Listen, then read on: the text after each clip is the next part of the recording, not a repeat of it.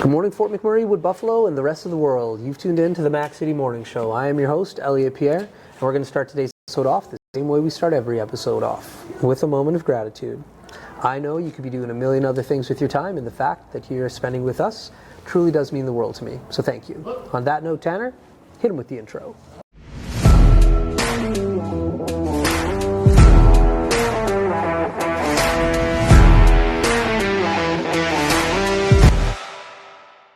Hey, it's Keith Simpson here. I'm the general manager of McMurray Toyota, soon to be Fort McMurray Toyota. Pretty excited for our new dealership. We're here to take care of you. Come on down and be part of our family.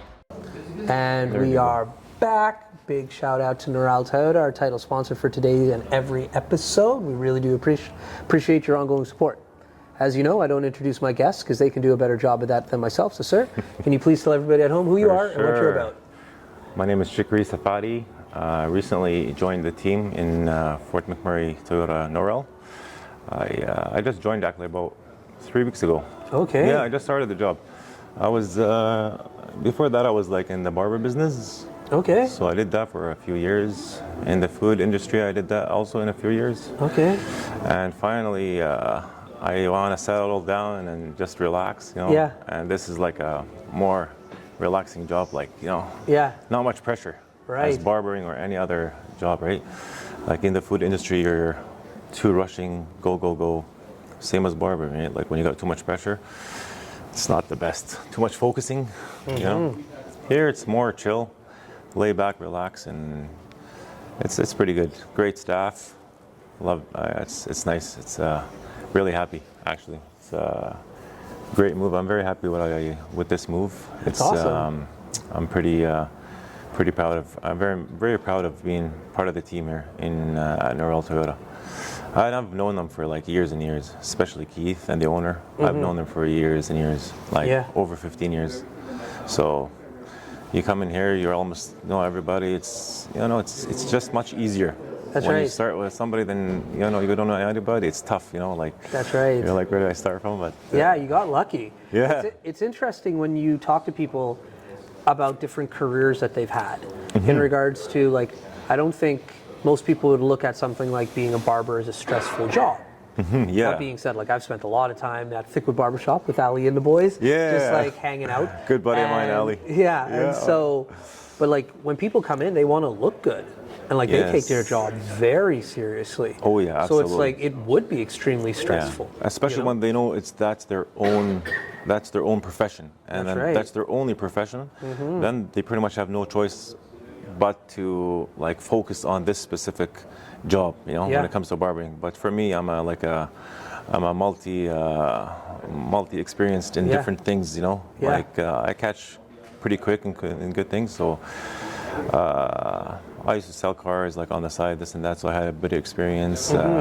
With customer service, I had it from before, especially when you're barbering, you're talking to customers for hours, and like it's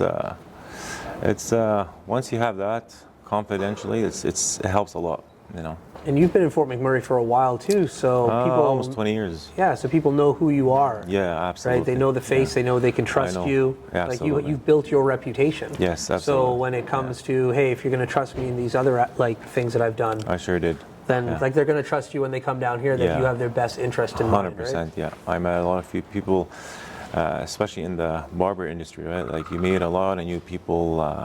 Same as the food industry. I was running Cosmos Pizza in the old days. Yeah. My brother still owns the one actually in Thickwood. He still runs that one. Oh, very cool. Yeah. But now even Jomas are actually my brother-in-law. Oh, really? Yeah.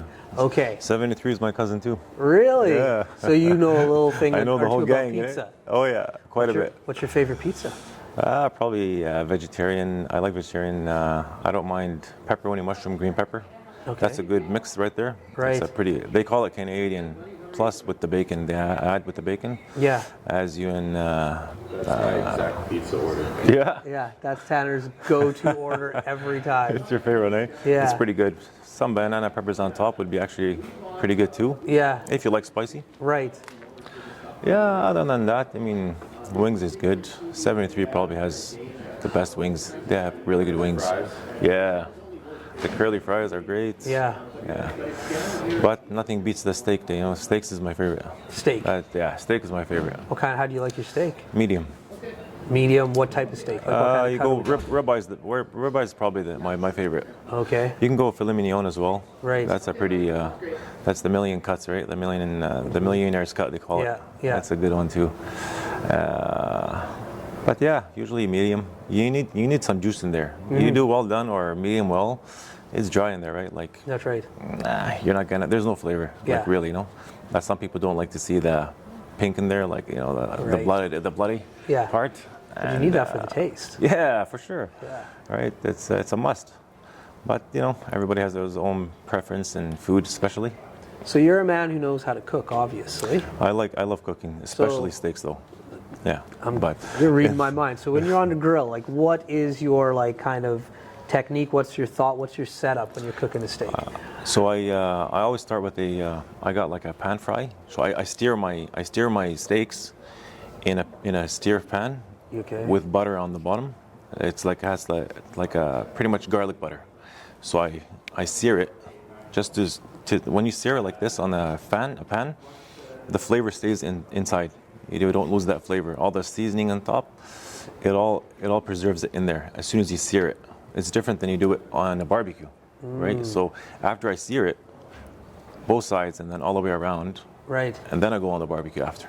Cast iron, right? Yeah, cast iron or even like a regular pan would work as long as it's really, really hot. It has to be like extremely hot. Right. And as soon as you sear it, you'll see that flavor is just completely different. Right. It's amazing, man. Yeah, that's a must to do. Heath is huge into steaks too. Oh, he's a big fan of it, and then he Yeah. takes his steaks really serious.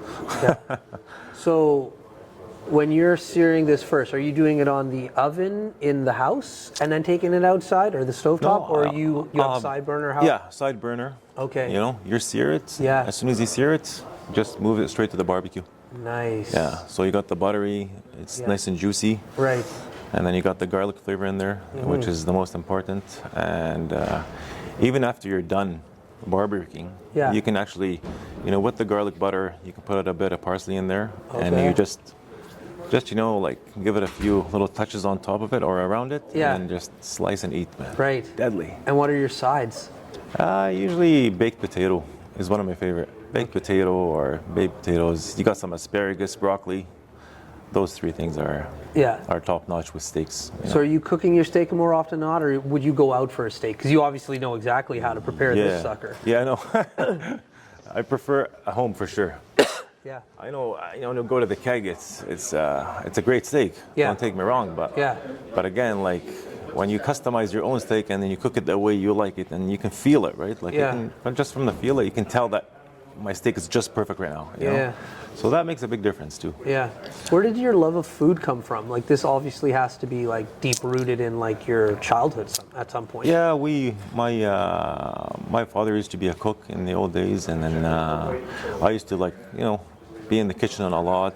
And when I first came here, I actually started as a pizza maker. So I started in the food industry as soon as I landed here.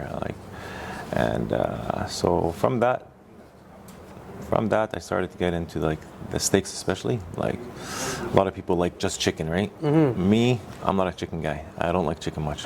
Right. I prefer just steak or meat in general. Yeah. Back home in Lebanon, they do the beef kebabs, right? It's all by skewer. Right. We don't believe in steaks back home. Right. It's all skewers, like, right? But here it's different. It's just steak, right? Like you rarely see kebabs here. That's correct. Now they're getting a little more up there, but Yeah. in general, it's a steak. It's all about the steak. And when it comes to traditional food, I'm not a really good cook, to be honest. No, traditional, because we do like a lot of different it takes a lot of practice and a lot of experience to get the right flavor. Let's say a stuffed eggplant, for example. There's a lot of different ways to prepare that. There's a lot of, like, say, grape leaves. Grape leaves, have you had those ones? Yes. Stuffed with rice? Yes. And Yeah. meat? I had some at Ali's house before. Yeah, right? There's a lot of good things. Like salads, for example, tabbouleh is our top-notch. Tabbouleh is like the parsley and tomatoes. That's a big That's one of the most famous salads in Lebanon. That, and then the fattoush is pretty much same thing, lettuce and tomatoes and onions and all that good stuff. Food is a big component of the culture. Oh yeah. Oh, Huge. Yeah. Oh, and like gathering together. Yes, absolutely. It's a big communal thing. Yeah. Oh Yeah. yeah.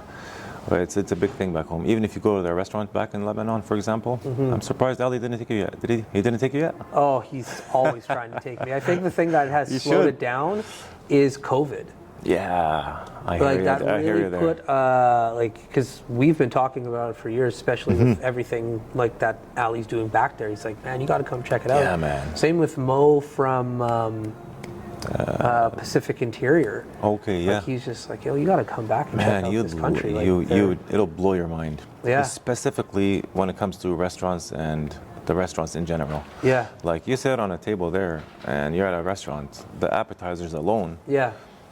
are like 4 feet. You got food like enough for 2 days, just appetizers, you know? That's a whole awesome. bunch of different kinds. And then after that, they bring you down the main meals. Like it's just completely different. Very Like cool. here, for example, you get an appetizer, one type or two types, you know? You start with a salad or whatever. Yeah. Back there, you're starting with 20 to 30 different items. Yeah.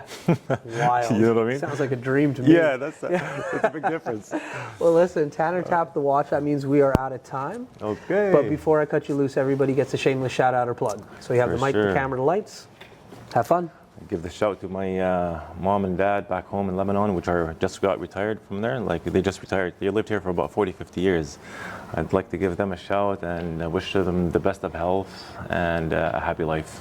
There you go. And thank you very much for having me today, and I really appreciate it. Thanks Yeah, so much. you're And welcome. to Noral Toyota. Anytime. Come see me anytime for a new car, whatever you use, new, doesn't really matter. And you know, at the end of the day, Toyota, known as best of product. So that's about it. There we go. Awesome. Awesome, man. Well, Fort McMurray with Buffalo, the rest of the world, that's been another episode of the Mac City Morning Show. From the bottom of my heart, thank you for tuning in. Big shout out to our title sponsor, Noral Toyota, as well as Kerry from Patchouli Rose and the beautiful people at Coldwell Banker. Hope everybody's having a great day, and we'll see you tomorrow. Thank you. Peace. Hi, it's Carrie with Patchouli Rose Herbal Apothecary. I know our summer is coming quickly to an end. And during the summer, we always think of applying our sunscreen, but sunscreen is a product that we should be using every day of the year to protect our skin against harmful UVA and UVB rays, also against premature aging. I have a product called Dandelion Harvest, which is moisturizing, anti-inflammatory, and is great for anti-aging. You can use this every day of the year, and it's very moisturizing. If you want to check this product and any of my other products out, please go to patchoulirose.com.